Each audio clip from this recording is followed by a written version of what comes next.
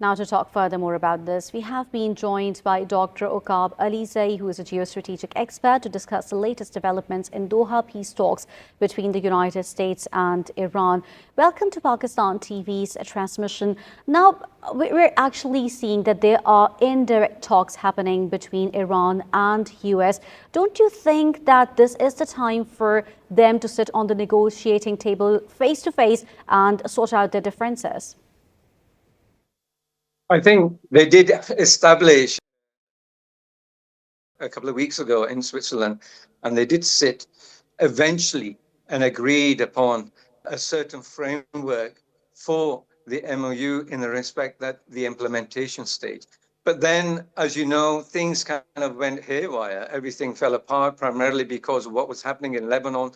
And Lebanon, it will continue to be one of those issues that will play a large part in trying to disable the talks. And I think one of the main strategies of Israel is to do this as much as it can, even though it's been chastised by the United States and Trump directly. But Trump has to also navigate his own domestic politics and domestic audience, because he has a lot of opposition within the Republican Party and Democrats trying to get a lift from the fact that he's not doing so well in these talks and what's going on. So everybody's criticized him. So he's in a very difficult situation at this moment in time. So he goes off onto a triad, which then disables the situation, saying that he's going to bomb everything again and again. That doesn't help in the talks. But I think when we've got personalities like J.D. Vance and others that have slightly cooler heads at this moment in time, that they calm the situation down a little bit, because he's a litigator. He's a lawyer by training, and he understands the necessity to sit at the table and actually talk. And that's why he's been put in the lead on this, I think, more than anybody else, because he has a background to enable actual talking on the legal matters, on the fine print, and that's very important. And this is what actually Iran needs more than anything else. Why? Because they have a whole team of people, of very intelligent people that are willing to sit down. But then when you start threatening and disabling Iran or bombarding Lebanon, then it becomes a situation that US has to handle this. It has to handle its proxy in the Middle East, which is Israel. And that's what we're talking about.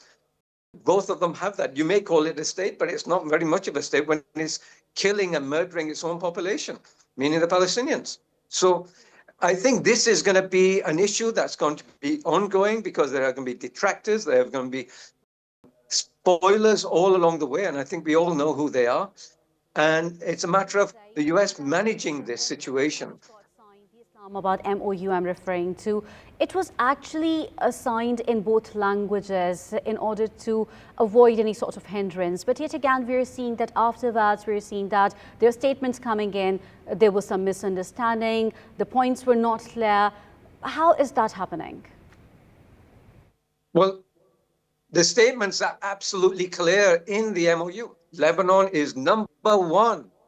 That is what matters. The Americans agreed on this. Then Rubio went in, tried to distract that and tried to undermine it because of his own personal ambitions to become a next president, for example, and taking support from the Jewish base, for example, and the Zionist support, meaning AIPAC and others, because there's a lot of money coming into that.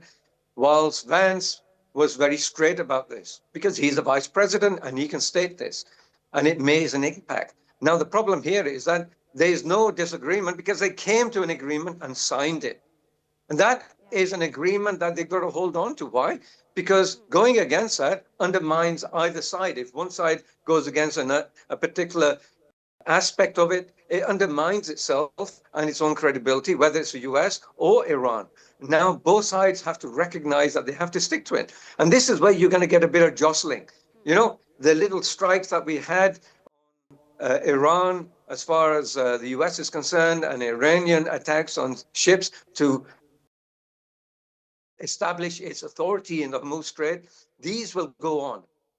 But the main issues will start fomenting, coming together from the periphery to the center, and then the red lines will be talked about, because you're building up a certain understanding between each other. That's what is required. But as soon as the bombs start falling, that understanding comes backwards again, and then they've got to step forwards again. And what they're doing is stepping forward one step and stepping back two at this moment in time. What they need to do is step forward more than stepping back. And that process will take time. And I envisage that it will last longer than 6 weeks. It's already been 2 weeks. The way it's looking, it will be extended. There's no doubt about that, because you've got some fundamentally complex issues which are nuanced in many different ways, and you need the experts on the ground, experts who talk about these issues in each aspect, and then they negotiate and come to an understanding. Yeah, very rightfully pointed out. Now, when we talk about experts, there is, on the other hand, we have some mediators here as well. The whole world has been acknowledging Pakistan's role as a mediator between these two warring sides. Also, we're seeing that Qatar is there in the middle of these talks as well. These Doha talks, these are heading towards a very positive step further. This is what Mr. President Donald Trump earlier mentioned as well. How do you see these mediators' role being bridging this gap between the two sides? Pakistan's position, let's look at it this way. Number one, we would not be in this position where the two sides are talking if it was not for Pakistan. Full stop. Because of Pakistan, we're getting relief from war, from all-out war. And you can imagine it would have escalated by now, as I predicted before. If it had continued, we would be on a position where the United States would have been attacking all infrastructure, knocking out civilization, literally as it demanded. And it would fall into an escalation where Iran would have been doing the same to all American assets, wherever they are in the world. And we're talking on the ground everywhere.